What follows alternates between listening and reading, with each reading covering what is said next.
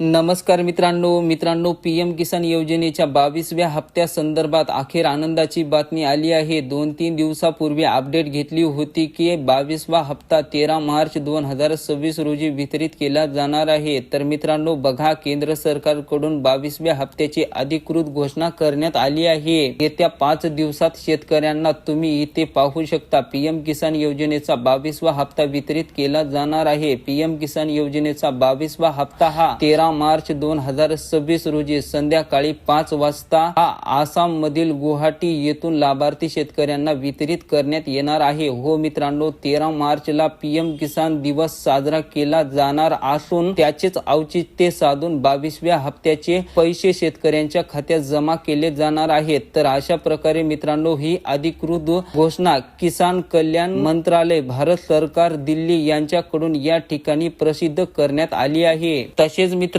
या ठिकाणी खाली बघा, प्रधानमंत्री किसान सन्मान निधी योजनेच्या 22व्या हप्त्याच्या माध्यमातून देशातील 9 कोटी लाभार्थ्यांना 18,650 कोटी रुपये हे पीएम किसान दिनानिमित्त हस्तांतरित केले जाणार आहे। तेव्हा मित्रांनो बघू शकता 13 मार्च 2026 रोजी संध्याकाळी 5 वाजता 22व्या हप्त्याचे पैसे शेतकऱ्यांच्या खात्यात वितरित केले जाणार आहेत। मित्रांनो व्हिडिओला लाईक करा आणि चॅनलला सबस्क्राइब केलं नसेल तर चॅनलला मात्र आवश्यक सबस्क्राइब करा। धन्यवाद।